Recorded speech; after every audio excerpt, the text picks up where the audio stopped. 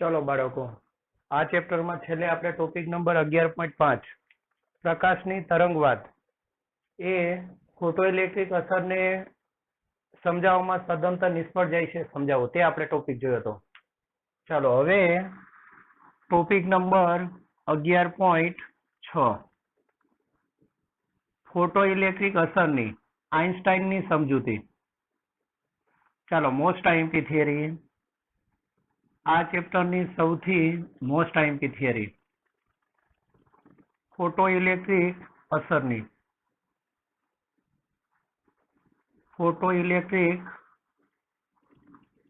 असरनी आइन्स्टाइननी समजूती।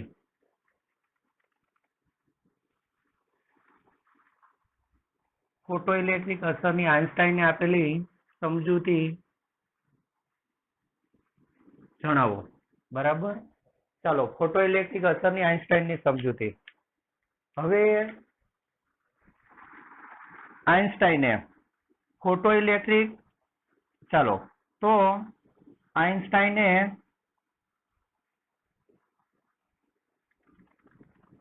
फोटो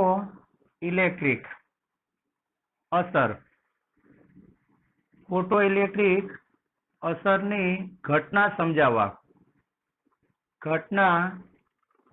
समजाववा विकिरणनो नवो वाद रजू कर्यो। वाद के तर्क, विकिरणनो नवो वाद, का तो वाद कहीए ने का तो शुं कहीए, तर्क रजू कर्यो।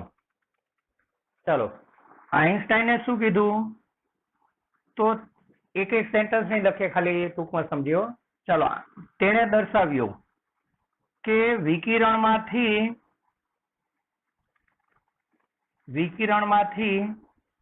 फोटो इलेक्ट्रॉननुं मात्र उत्सर्जन ज नहीं, बराबर, अथवा मात्र शोषण ज नहीं,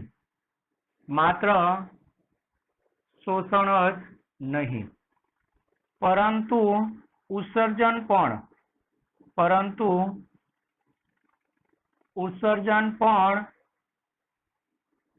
प्रकाशना क्वोंटम स्वरूपे थाय छे। प्रकाशना क्वोंटम एटले जे शब्द आव्यो छे क्वोंटम, ए शब्द क्वोंटिटी परथी आव्यो छे। क्वोंटम एटले अमुक जथ्थो, क्वोंटम एटले शुं, अमुक जथ्थो। चलो तो उत्सर्जन पण प्रकाशना क्वोंटम स्वरूपे थाय छे, चलो मात्र शोषण ज नहीं परंतु उत्सर्जन पण प्रकाशना क्वोंटम स्वरूपे थाय छे। प्रकाशना आ क्वोंटम ने, क्वोंटम एटले जथ्थो, अमुक जथ्थो, प्रकाशना आ क्वोंटम ने फोटोन कहे छे। आ क्वोंटम ने फोटोन कहे छे। चलो एटले आपणे जोयुं के धातुनी सपाटी पर ज्यारे पूरती ऊंची आवृत्ति वाळो प्रकाश आपात थाय, बराबर। चलो आमां रहेलो इलेक्ट्रॉन એટલે धातुनी सपाटी पर पूरती ऊंची आवृत्ति वाळो प्रकाश आपात थाय त्यारे आ विकिरण पासेथी ऊर्जानुं शोषण, चलो तो विकिरण पासेथी ऊर्जानुं शोषण ए क्वोंटम स्वरूपे थाय छे, एटले HF ना जથ્થા स्वरूपे आ शोषण करे। आ इलेक्ट्रॉन छे तो सतत धीमे धीमे प्रकाशनुं शोषण नहीं पण HF ना जથ્થા स्वरूपे करे छे, बराबर। अने आनुं उत्सर्जन पण HF ना जથ્થા स्वरूपे थाय छे। એટલે આણે શું કીધું કે માત્ર વિકિરણ પાસેથી માત્ર શોષણ નહીં, उत्सर्जन पण क्वोंटम स्वरूपे थाय छे। चलो प्रकाशना क्वोंटम ने शुं कहेवाय, फोटोन। चलो दरेक फोटोननी ऊर्जा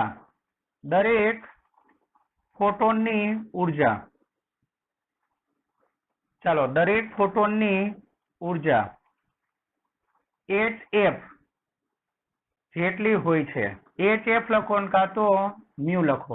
HF જેટલી હોય છે. બરાબર. જ્યાં F એ આપાત પ્રકાશની આવૃત્તિ, આપાત પ્રકાશ લખો તો કાં તો આપાત વિકિરણ લખો. આપાત વિકિરણની આવૃત્તિ. અને H એ પ્લાન્કનો અચળાંક છે. પ્લાન્કનો અચળાંક છે. અને એનું મૂલ્ય 6.634 અથવા 6.33 10⁻³ ઘાત એકમ જૂલ ઇન્ટુ સેકન્ડ. અને આ કોણીય વેગમાન જેવો એકમ છે. આટલું હોય. ચાલો, તો દરેક ફોટોનની ઉર્જા આટલી હોય. હવે ફોટો ઇલેક્ટ્રોન, ધાતુમાં રહેલો ઇલેક્ટ્રોન. ચાલો, ફોટોન પાસેથી કેટલી ઉર્જા મેળવે છે? HF જેટલી. જો આ ફોટોનની ઉર્જા, ચાલો આપણે કઈ કીધેલી છે? HF. આપણને ખબર છે કે ધાતુમાંથી ઇલેક્ટ્રોનને મુક્ત થવું હોય તો આટલી ઉર્જા બહારથી આપવી પડે.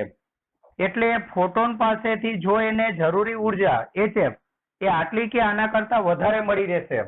ચાલો, જો આ ફોટોનની ઉર્જા એ ધાતુમાંથી ઇલેક્ટ્રોનને બહાર કાઢવા માટે જરૂરી, ચાલો આને શું કહેવાય? વર્ક ફંક્શન કે કાર્ય વિધેય. જો આ ફોટોનની ઉર્જા એ ધાતુમાંથી ઇલેક્ટ્રોનને બહાર કાઢવા માટે જરૂરી કાર્ય વિધેય અને કાં તો એને શું કહેવાય? Work function. φ0 કરતા વધુ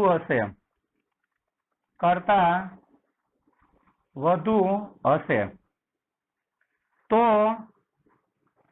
ફોટો ઇલેક્ટ્રોન, કારણ કે હવે જે આમાંથી ઇલેક્ટ્રોન ઉત્સર્જિત થાય છે ને ફોટો ઇલેક્ટ્રોન કહેવાય. તો ફોટો ઇલેક્ટ્રોન એ મહત્તમ ગતિ ઉર્જા સાથે ઉત્સર્જાય છે.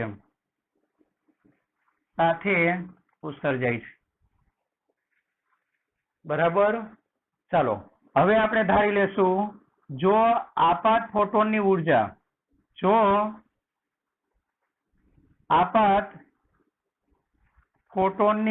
ઉર્જા, ચાલો આપણે કઈ લઈ લેશું? HF. બરાબર. ધાતુનું વર્ક ફંક્શન કે કાર્ય વિધેય, વર્ક ફંક્શન φ0 તથા ઉત્સર્જાતા ફોટો ઇલેક્ટ્રોનની મહત્તમ ગતિ ઉર્જા K મેક્સિમમ હોય તો, ચાલો હવે તમારું આ સૂત્ર શું આવે છે? K મેક્સિમમ હોય તો આપણને ખબર છે કે ઇલેક્ટ્રોન શું કરે? ઇલેક્ટ્રોન આની આવૃત્તિ F છે, તો આપાત વિકિરણ પાસેથી HF જેટલી ઉર્જા મેળવે. એ ઉર્જામાંથી કેટલી ખર્ચાઈ જાય? બહાર નીકળવામાં કેટલી ખર્ચાઈ જાય? વર્ક ફંક્શન જેટલી. એટલે ધારો કે આને આપાત વિકિરણ પાસેથી 100 જૂલ ઉર્જા મળે છે, અથવા ઇલેક્ટ્રોવોટ લ્યો ને, 100 ઇલેક્ટ્રોવોટ મળે છે. અને વર્ક ફંક્શન ધારો કે 5 ઇલેક્ટ્રોવોટ છે, તો 100 માંથી 5 એ બહાર નીકળવામાં ખર્ચાઈ જાય. એટલે ખર્ચાઈ કેટલી? φ0. બાકીની જે 95 બચે છે એ એટલી ગતિ ઉર્જા સાથે ઇલેક્ટ્રોન બહાર નીકળશે. એટલે બાકીની ઉર્જા ઇલેક્ટ્રોનને ગતિ ઉર્જા રૂપે મળે છે. એટલે આપણે આને શું કહી દઈએ? K maximum. બરાબર. અને K મેક્સિમમ એટલે આપણને ખબર છે 1/2 mv મેક્સિમમ. બરાબર. ચાલો, આ તમારું પરિણામ નંબર 1. હવે આ સમીકરણ પરથી કહી શકાય, બરાબર, આનું હજી બીજું સ્વરૂપ લાવવું હોય તો તમે લાવી શકો K મેક્સિમમ બરાબર HF માઇનસ આમાં થ્રેશોલ્ડ આવૃત્તિ આવે એ સૂત્ર કયું HF0. ચલો આજ લઈ લઉં. બરાબર.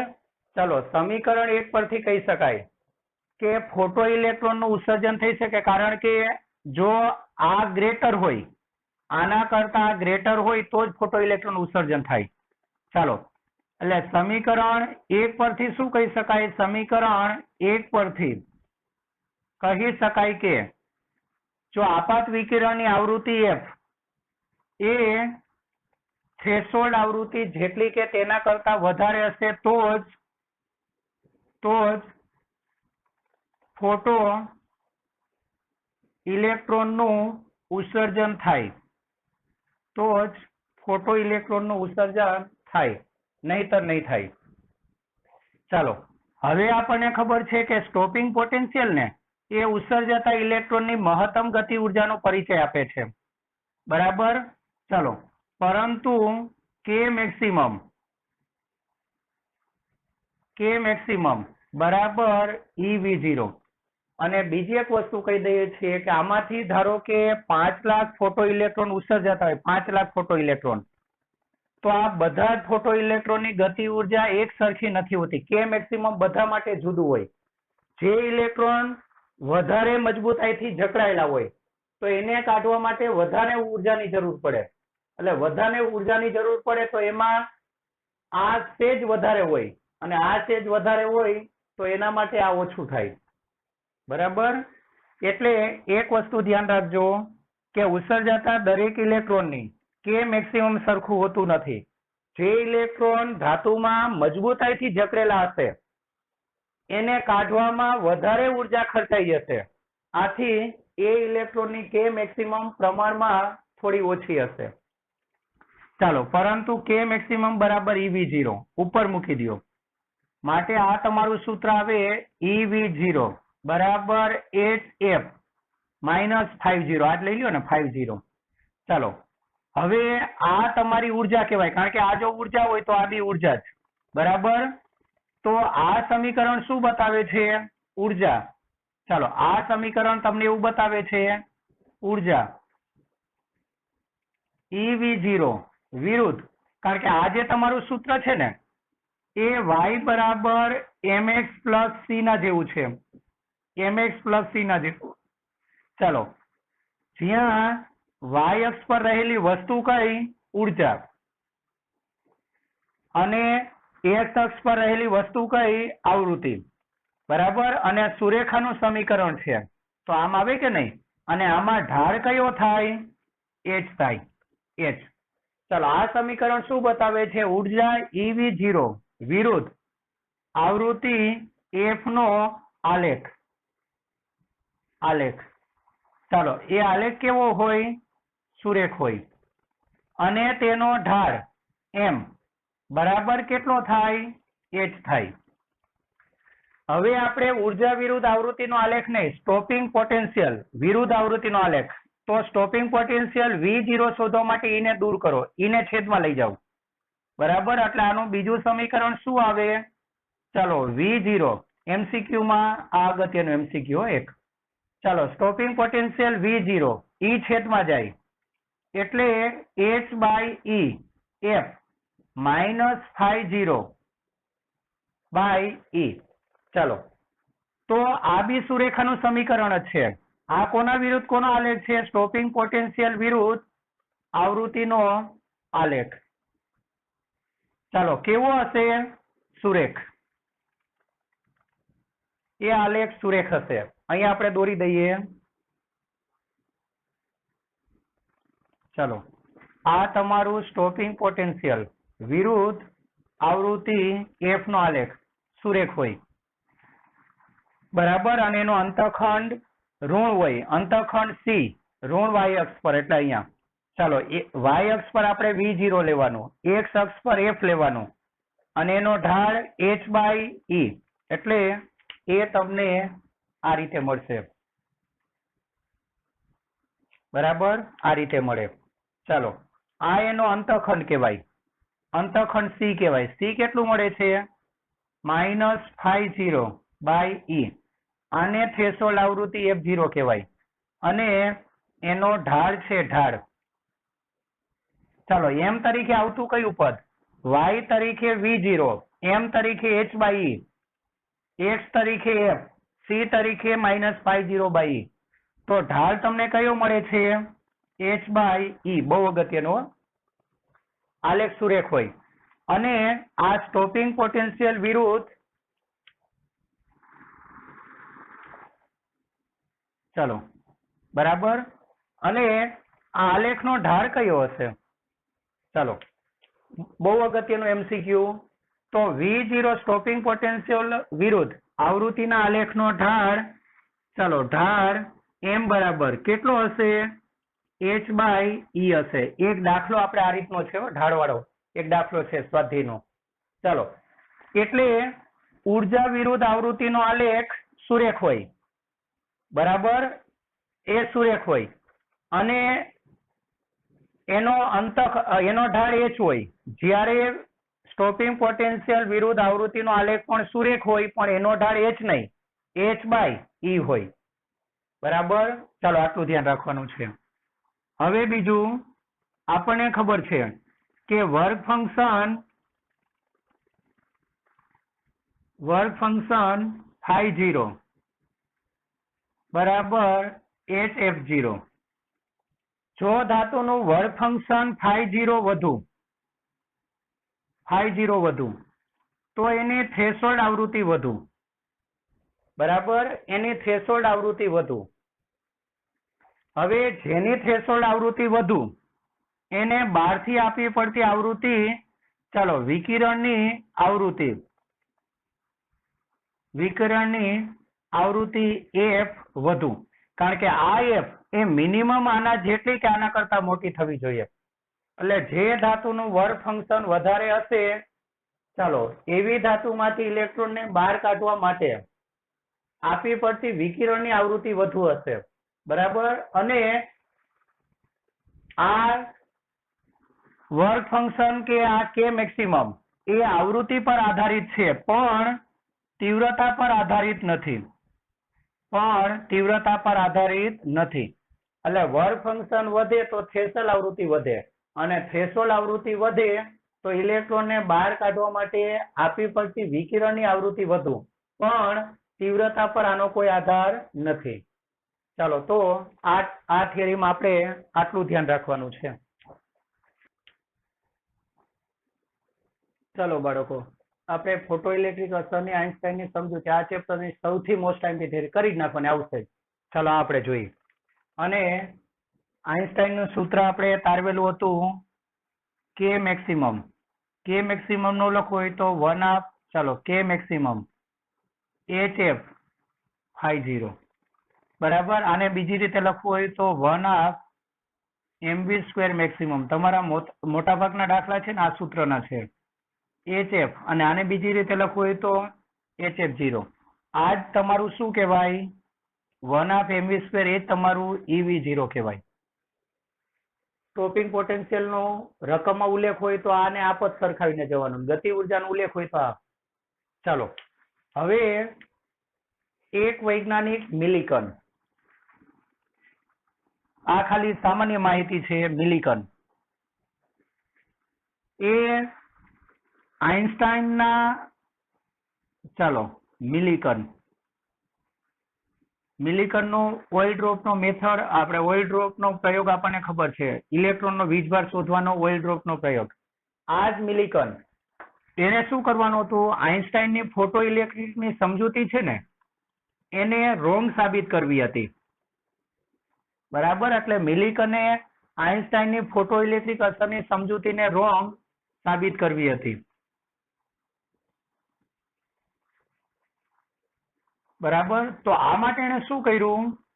ચલો આ માટે એને શ્રેણીબદ્ધ પ્રયોગો કર્યા, અને શ્રેણીબદ્ધ પ્રયોગ કરી અને આના પરથી સ્ટોપિંગ પોટેન્શિયલ V0, ચાલો બરાબર h/e f, હમણાં આપણે જોયું ને, આને છેદમાં લઈ જાઓ, -h અથવા φ0 જ રહેવું ને, φ0/e, બરાબર. એટલે આને શું કર્યું? ચાલો શ્રેણીબદ્ધ પ્રયોગ કરી અને V0 વિરુદ્ધ F ના જુદી જુદી ધાતુ લઈ બરાબર જુદી જુદી ફોટો સંવેદી સપાટી લઈ. ફોટો સંવેદી સપાટી એટલે જેમાંથી ઇલેક્ટ્રોન ઉત્સર્જન કરાવવું છે તે ધાતુ.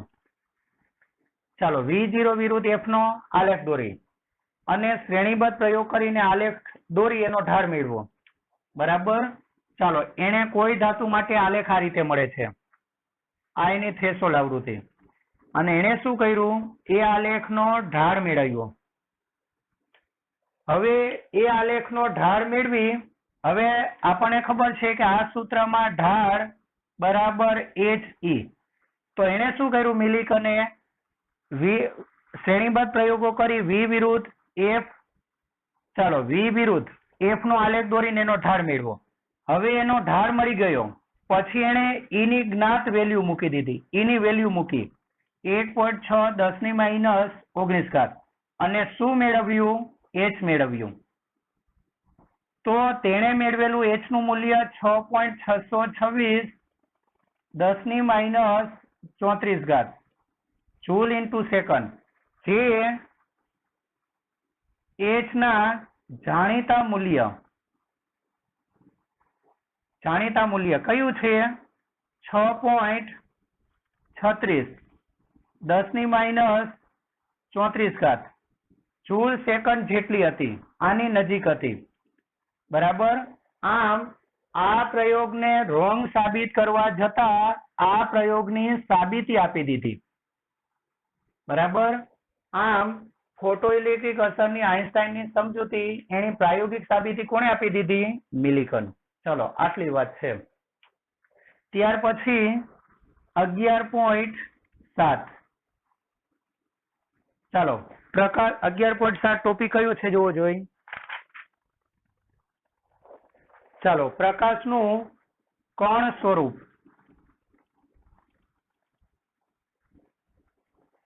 એટલે આપણે જોયું કે ફોટોઇલેક્ટ્રિક અસર ઘટનાને સમજાવવામાં પ્રકાશનો તરંગવાદ નિષ્ફળ ગયો. એટલે એમ જ સાબિત થઈ ગયું કે આ ઘટનામાં પ્રકાશ એ તરંગ સ્વરૂપે નહીં, કયા સ્વરૂપે વર્તે છે? કણ. ચાલો પ્રકાશનું કણ સ્વરૂપ. અને પ્રકાશના કણ સ્વરૂપને શું કહેવાય? ફોટોન. ચાલો હવે એક નાની માહિતી છે. બરાબર. એ આપણે માહિતી વાત કરી દઈએ.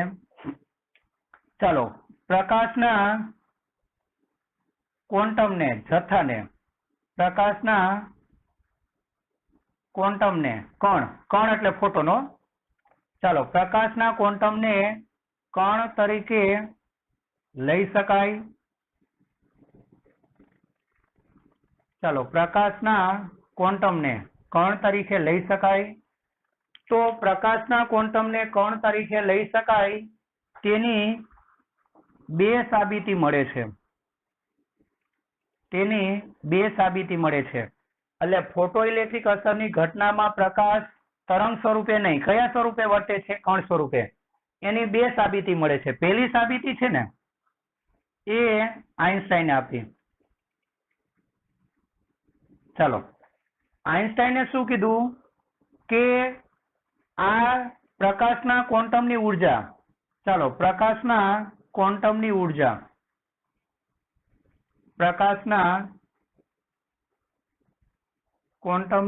ઉર્જા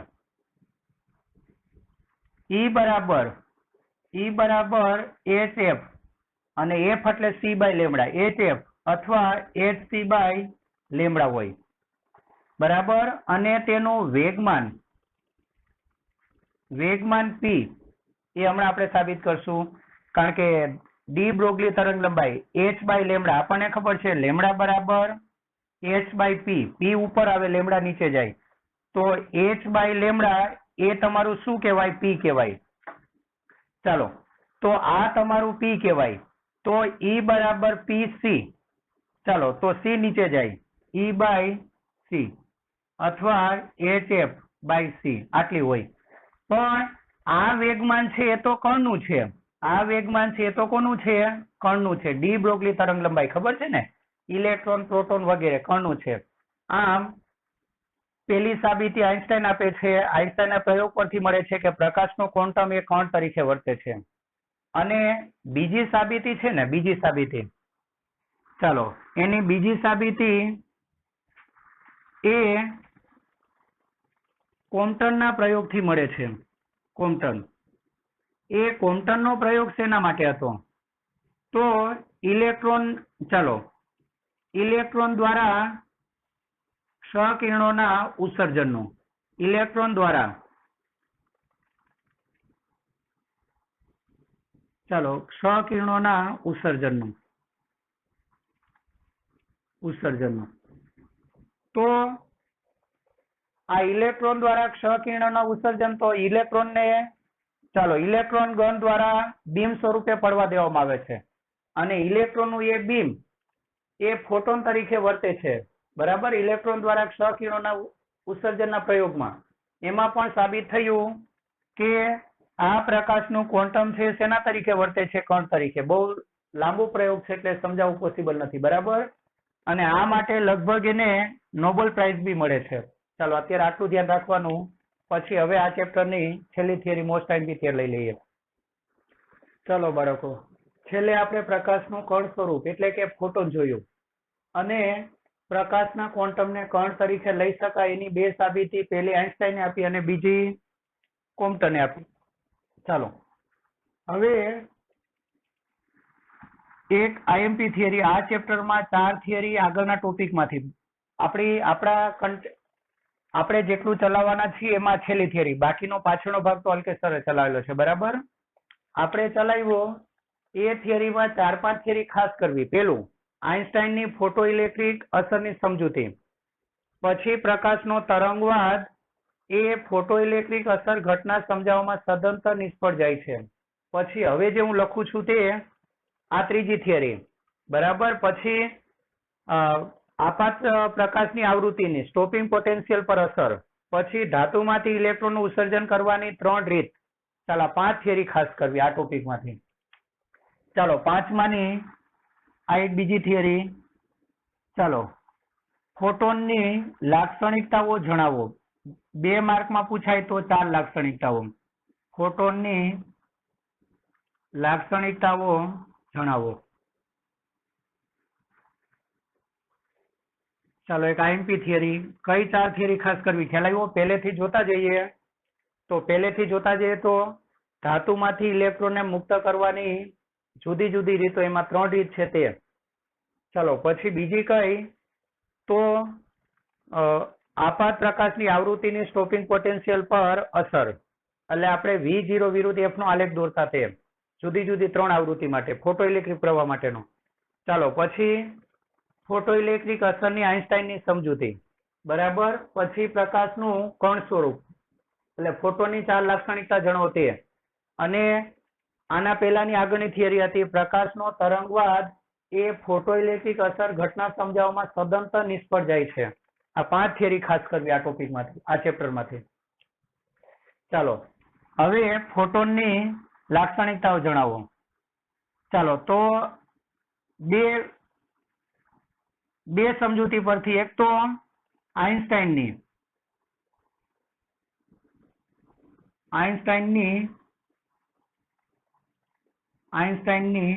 ફોટો ઇલેક્ટ્રિક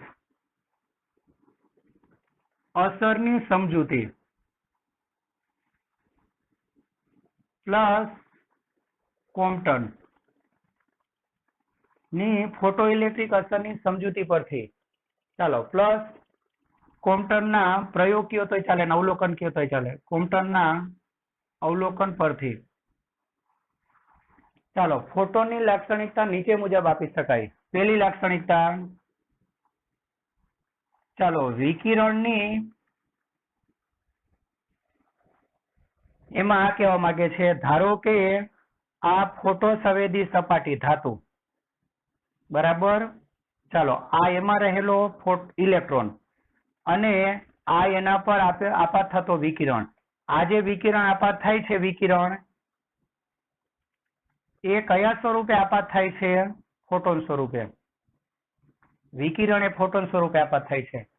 ચાલો તો વિકિરણની દ્રવ્ય કારણ કે ધાતુ એટલે તો દ્રવ્ય જ ને, કોઈ ને કોઈ દ્રવ્ય. વિકિરણની દ્રવ્ય સાથેની આંતરક્રિયા દરમિયાન, આ આંતરક્રિયા કહેવાય હો, કારણ કે વિકિરણ આના પર આપાત થાય એટલે દ્રવ્યમાં રહેલું ઇલેક્ટ્રોન એને શોષણ કરે, આને આંતરક્રિયા કહેવાય, સંઘાત કહેવાય. અથડાય ને, કારણ કે ફોટોન આની સાથે અથડાય એટલે ફોટોનની ઉર્જા આને મળશે. એ ઉર્જા જો વર્ક ફંક્શન કરતા વધારે હશે તો આમાંથી ઇલેક્ટ્રોનનું શું થશે? ઉત્સર્જન, બાકી નહીં થાય. ચાલો, આને આંતરક્રિયા કહેવાય, સંઘાત કહેવાય.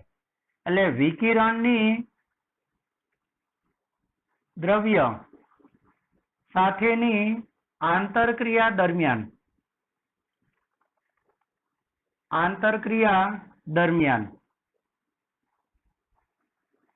દરમિયાન ફોટોન કોઈ વાસ્તવિક કણ, ઇલેક્ટ્રોન, જાણે ફોટોન છે ને એ પ્રોટોન, ન્યુટ્રોન હોય તેમ કોઈ, ચાલો, ફોટોન કોઈ વાસ્તવિક કણની જેમ વર્તે છે. ચાલો, પેલી વસ્તુ આ ધ્યાન રાખજો. બીજું, ફોટોનની ઉર્જા, દરેક ફોટોનની ઉર્જા, ચાલો, E બરાબર HF, આ દરેક ફોટોનની, ચાલો, દરેક કે વ્યક્તિગત એક ફોટોનની, દરેક ફોટોનની ઉર્જા E બરાબર HF કે hc બાય લેમડા હોય. અને વેગમાન કેટલું હોય? ચાલો, તથા વેગમાન, દરેક ફોટોનનું વેગમાન P બરાબર, તમને ડી બ્રોગલી તરંગ લંબાઈમાં ખબર છે કે ડી બ્રોગલી તરંગ લંબાઈ P બરાબર h બાય લેમડા. લેમડા ઉપર લાવો, બરાબર, લેમડા ઉપર આવી જાય, બરાબર, અથવા ચાલો h બાય લેમડા. આ ડી બ્રોગલી તરંગ લંબાઈ તમારું આ સૂત્ર હતું. તો ચાલો, આ બંનેની અદલા બદલી કરો તો P બરાબર શું? h by lambda. તો અહીંયા તમે જુઓ, h બાય લેમડા એટલે તમારું શું કહેવાય? P કહેવાય. આમાં જ આપણે સમજાવી દઈએ. તો E બરાબર શું થાય? P. E બરાબર P ઇન્ટુ C. તો વેગમાન P બરાબર શું? E by C. E એટલે શું? HF by C. આટલું હોય. એટલે દરેક ફોટોનની ઉર્જા આટલી હોય, દરેક ફોટોનનું વેગમાન આટલું હોય. ચાલો, દરેક ફોટોનનું દળ. અને બીજી એક વસ્તુ, ફોટોનની ઝડપ પેલા કહી દઈએ. ફોટોનની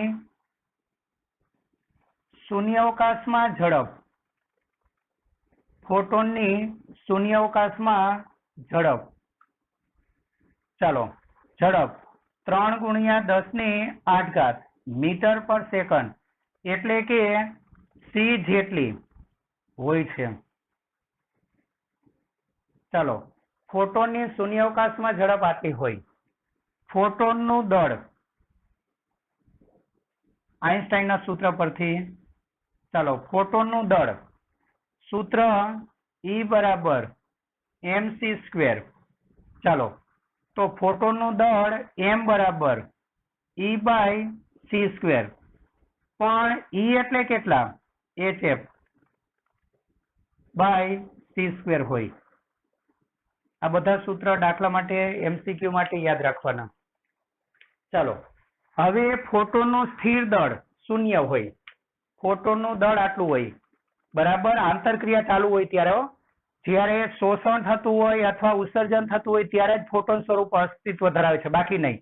એટલે ધારો કે આના ઉપર અત્યારે આપાત થાય છે, તો આના પર આપાત થવા જઈ રહ્યું છે એટલે ગતિમાં હોય. એ ઉત્સર્જન થવા જઈ રહ્યું છે ત્યારે બી ગતિમાં હોય.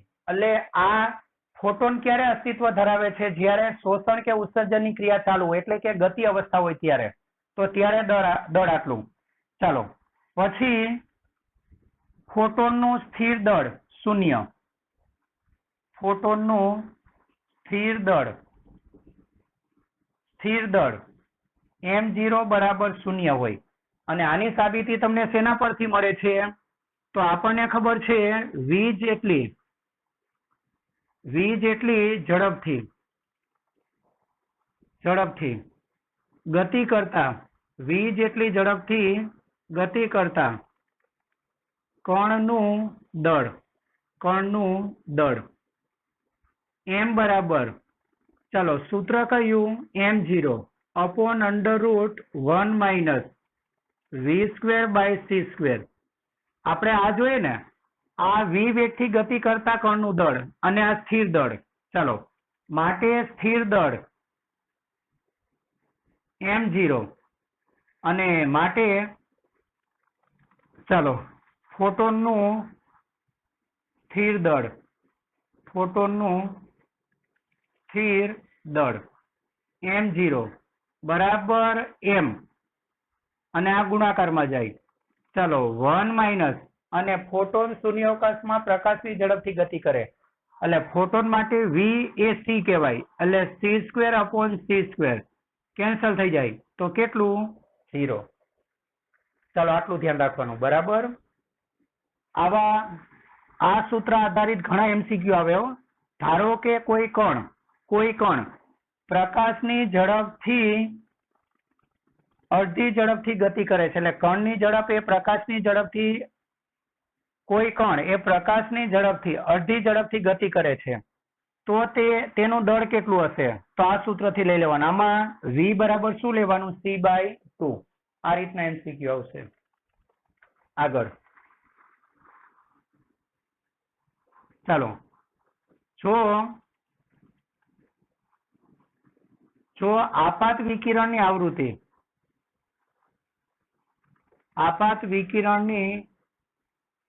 આવૃત્તિ f હોય તો ફોટોનની ઉર્જા E બરાબર hf અને વેગમાન p બરાબર hf/c થાય. બરાબર, દરેક ફોટોનની ઉર્જા આટલી થાય. ચાલો પછી તીવ્રતા ભલે ગમે તેટલી હોય,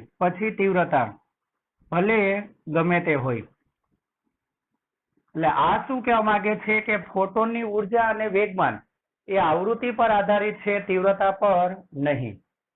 બરાબર, ચાલો ફોટોન એને કોઈ વીજભાર નથી હો, એટલે ફોટોન એ વીજભારની દ્રષ્ટિએ તટસ્થ છે.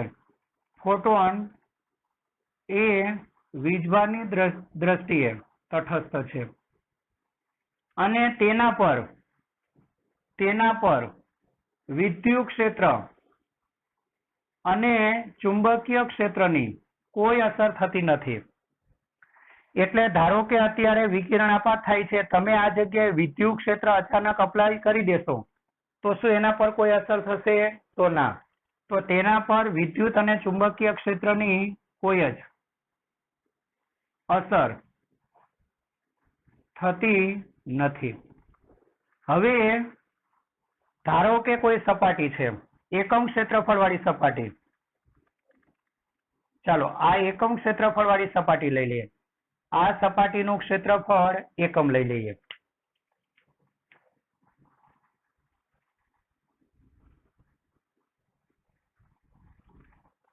ચાલો એકમ ક્ષેત્રફળ વાળી સપાટી પર 1 સેકન્ડમાં, ચાલો 1 સેકન્ડમાં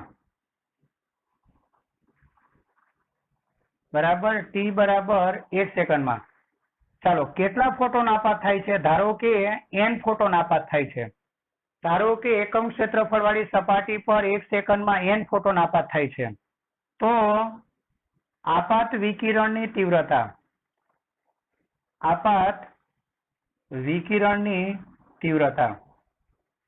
ચાલો આપાત વિકિરણની તીવ્રતા I બરાબર, આ તીવ્રતાના દાખલા છે હો આપણે. I બરાબર આપણને ખબર છે કે I બરાબર E અપોન AT પરથી તીવ્રતાનો એકમ ખબર છે ને, જૂલ પર મીટર સ્ક્વેર ઇન્ટુ સેકન્ડ અથવા જૂલ પર સેકન્ડ એને વોટ કહેવાય તો વોટ પર મીટર સ્ક્વેર.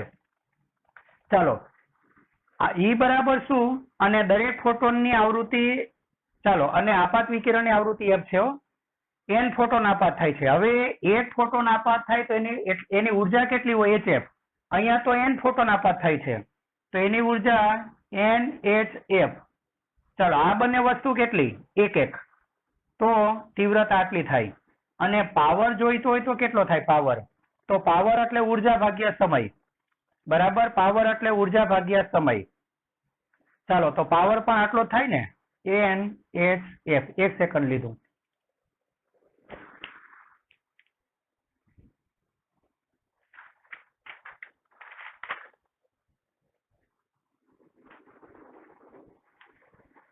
ચાલો, થયું આટલું. હવે 8મો ગુણધર્મ, ફોટોન. કણ સંઘાત દરમિયાન.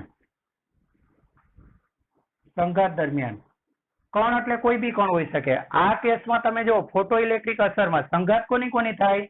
ફોટોન અને કણ એટલે કોણ? ઇલેક્ટ્રોન. તો ફોટોન કણ સંઘાત દરમિયાન, ચાલો, કુલ ઉર્જા અને વેગમાનનું સંરક્ષણ થાય છે. કુલ ઉર્જા અને વેગમાનનું સંરક્ષણ થાય છે. ચાલો, આ બંનેનું સંરક્ષણ થાય, પણ ફોટોનની સંખ્યા